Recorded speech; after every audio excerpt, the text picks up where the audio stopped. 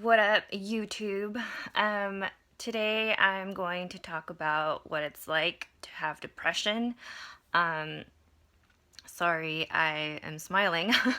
I was looking at the other videos and I'm like, I should look really miserable. I feel really miserable, but I'm really good about like faking it to make it. So I kind of have a problem with like looking happy when I'm not really happy, if that makes sense.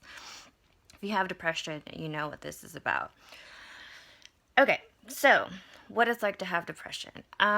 Depression is really annoying. So let me start off by telling you why I even have depression in the first place. Okay, so I, my name is Adriana. I am 30 years old, and I am the youngest in my family.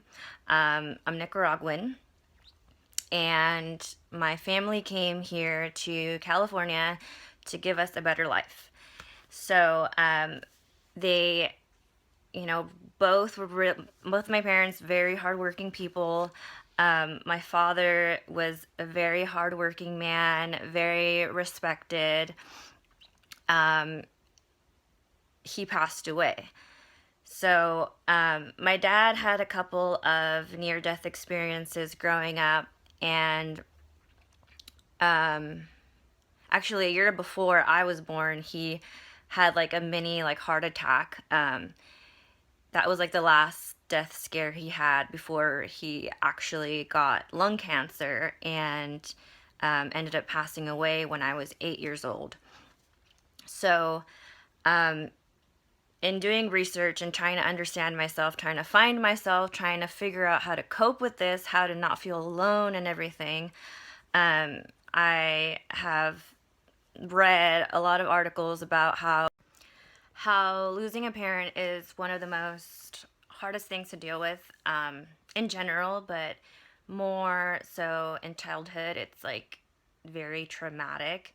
And it's very weird for me because I guess I grew up, I mean, I knew this was something huge in my life and it was definitely something was missing, but I didn't have the coping skills weren't taught to me growing up on how to deal with my father's death. So now I'm 30 years old. Um, I am in college. I went back to college to get my degree, but now that I'm older, I kind of have to face all of these things and like unfinished business from childhood and whatnot.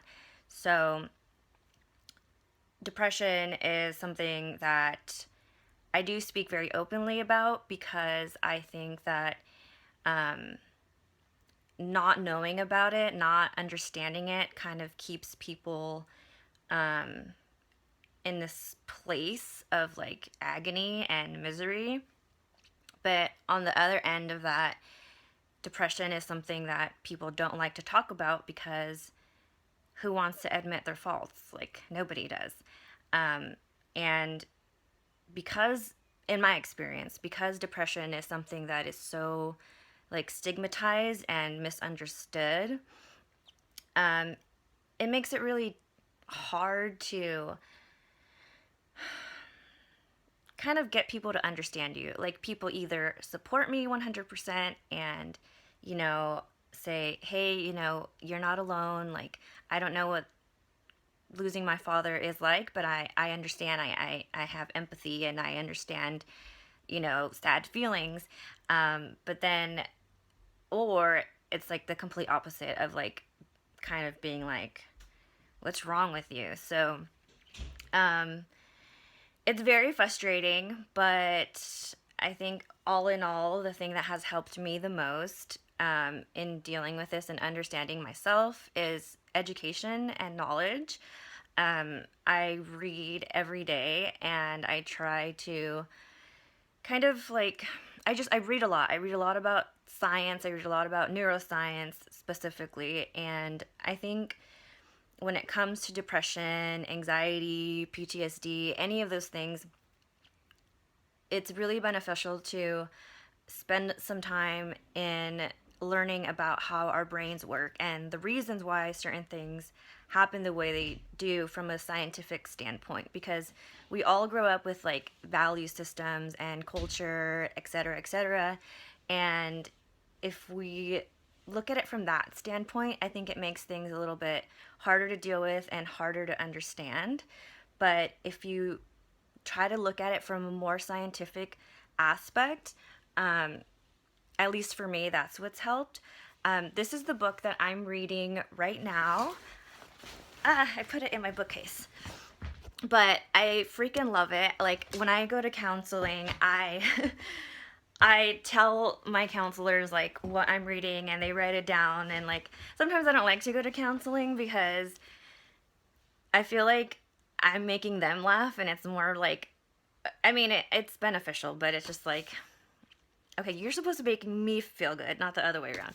Anyways, I'm reading this book. It's called The Body Keeps Score, and it's basically, I said, it's brain, mind, and body in the healing of trauma. So it talks about like what your brain does specifically when you experience certain events, and it gives a lot of examples of real life people and situations and stories. And I'm not done with the book because I have ADD. That'll be a whole other video. But it's really helped me right now as I'm talking. I am having a panic attack. I have anxiety. I've been having anxiety all day since I woke up, and I haven't been able to eat because I've been so stressed out. But again, you can't tell because I'm really good at hiding it, but kind of sucks too because my body is like in physical pain right now, and I wish like I could just throw like bricks at my back, but that's not gonna happen. So, yeah, along with having a panic attack and not being able to eat, I do have class today, so that is something I have to figure out. All in all, if you feel depressed, you look up the symptoms and you feel like, okay, that's definitely me, don't feel ashamed, first of all. Second of all, please talk to a doctor. Please talk to a doctor and like be aware and like be on top of your health. Your health is number one, regardless of what you have. If you have depression, diabetes, like whatever, like we only have one life, and our job as adults is to take care of ourselves. So whatever it is that you have, please, please, please, and I'm saying this because I'm preaching to myself right now, take care of your health. That's it for today because I'm kind of out of breath now and I need to drink some water. But I hope this video is inspiring to people, and I hope that people just take it as like not feeling alone, because that's my biggest struggle, is feeling alone. I hate attention. I'm very self-conscious, and for me to actually be recording this right now is like freaking me out.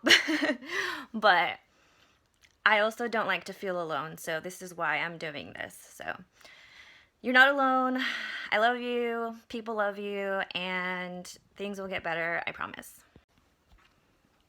Welcome back. So this is video number 3. I still have anxiety, and I don't know how much time passed, but I feel like it's been like 20 hours. It's probably only been like 20 minutes since the last video I made. Here's another book that is also very helpful. It's called Constructive Wallowing: How to Beat Bad Feelings by Letting Yourself Have Them, by Tina Gilbertson. Because I have ADD, which again, it will be a whole another video topic, but I tend to kind of like, not obsess, but like lose track of how much time I'm spending on certain things. And when my mood is no bueno, aka when I'm depressed, I can spend a lot of time thinking about sad things, and it's just gonna keep making me feel more like shit. So it's very important to be mindful. And so this book is pretty cool because it talks about how completely avoiding not having bad feelings isn't the answer. Definitely you want to address those feelings, but make time for it and don't lose track of time. So this is video number 3. I don't know how many more videos I'm going to do today, but My makeup's pretty much on point, so, you know, I better keep busting them out. Okay, bye.